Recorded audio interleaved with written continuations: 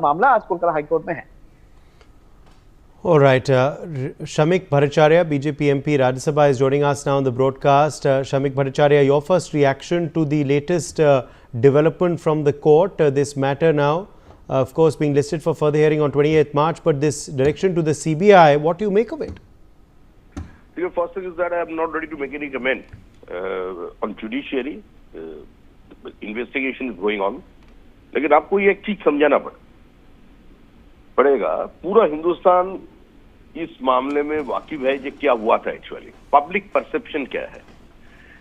पहला बात तो यह है, संजय की तरफ से अकेला ये काम करना संभव नहीं था।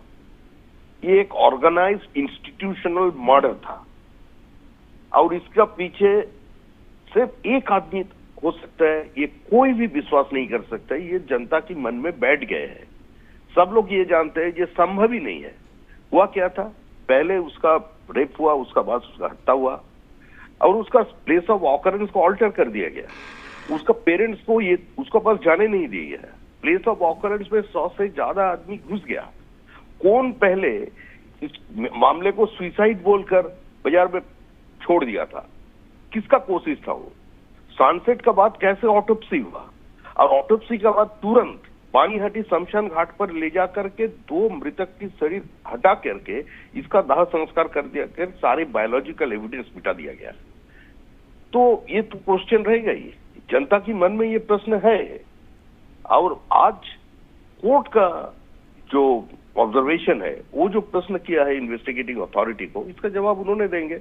सो for BJP West Bengal is concern, we do believe that ये संभव ही नहीं था किसी एक आदमी की तरफ से।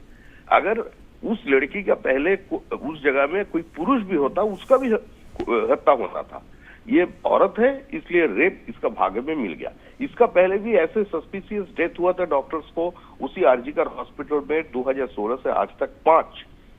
इसका पहले सायन मंडल बोलकर एक डॉक्टर, उन्होंने उत्तराखंड में जाकर उसका एक मासिव कार्डियक अरेस्ट के कारण उसका मृत्यु हो गया।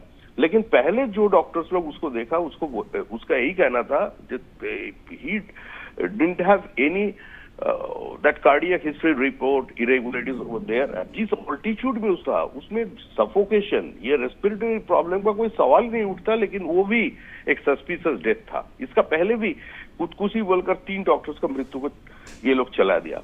तो ये कोई नया घटना नहीं है, इस बारे में लोगों का जानकारी भी आया, मीडिया सुर्खी पे चले आया, इतना इसलिए रुझान आ गया। लेकिन ये तो होता है, 2016 से आज तक 5 डॉक्टर्स का मौत एक ही हॉस्पिटल में हुआ है और हम लोग कोर्ट का साथ सहमत हो या नहीं हो, ये तो कोई सवाल ही ये नहीं होता। हम लोग विश्वास करते हैं इसका पीछे जो लोग है, इन्वेस्टिगेशन ठीक तरीके से हो, सारे लोगों का सामने ऊपर जो मुखौटा वो पहनकर बैठे हुए हैं उठ जाए।